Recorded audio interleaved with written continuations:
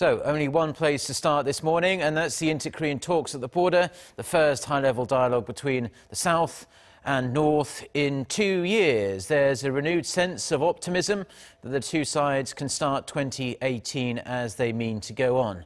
We have our Ji Myung-kil standing by for us at the Office for South-North Dialogue in Seoul, where all the details related to the meeting will be gathered. So, Myung-kil, these talks are just getting underway, we believe. What do we know so far? Hello, Mark. Well, as you mentioned, the high-level talks are currently taking place at the Truce village of Panmunjeom. Now, the talks have just started, but we don't exactly know if the talks will finish today or take 2 or 3 more days. And of course, it is obvious that the South Korea's presidential office of Cheong Wa Dae is currently monitoring the situation throughout the day. Now, I'm here at the Unification Ministry, at the Unification Ministry's Special Office for Inter-Korean Dialogue, which was set up in 1971.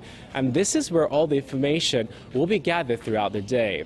Now, the North Korean delegation crossed the military demarcation line at 9:30 a.m. to the southern part, and the South Korean Unification Minister left this building to head for the DMZ in the early morning hours. Let's listen to what he had to say. There's a lot of interest in today's high-level talks as they are the first under the new administration. We will calmly lead the talks to make the Pyeongchang Winter Olympics an event for peace and a stepping stone for better inter-Korean ties. So, the 5-member delegations from both sides are currently meeting at the House of Peace on the southern side of Panmunjeom.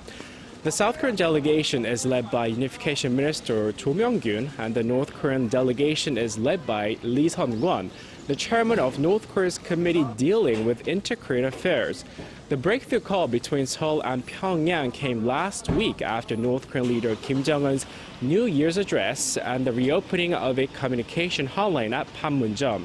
The government hopes improved inter-Korean relations will pave the way toward resolving the North nuclear issue and for broader talks between Pyongyang and Washington.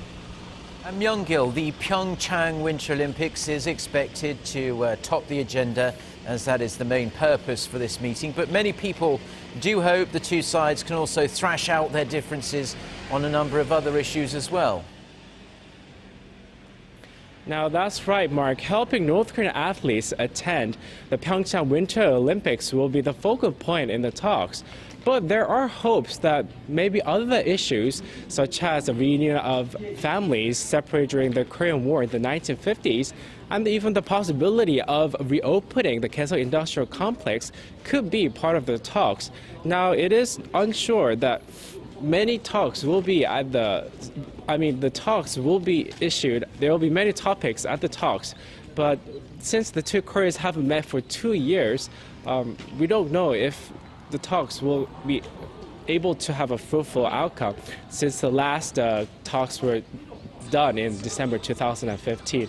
Now, concerning the Olympics, the biggest issue will be how many North Korean athletes could attend the Games and how they physically get to Pyeongchang. The organizing committee for the Pyeongchang Winter Olympics has said that they have been preparing for the possibility of North Korea attending the Games. So even after today's meeting, talks will likely continue at the working level to craft detailed schedules.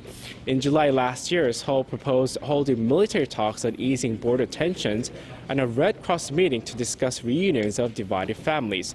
But North Korea has not responded to that proposal. Mark. Well, thank you very much for that report, Myung-kil, and do keep us updated on the developments as you get them there at Seoul's Unification Ministry on this big day on the Korean Peninsula.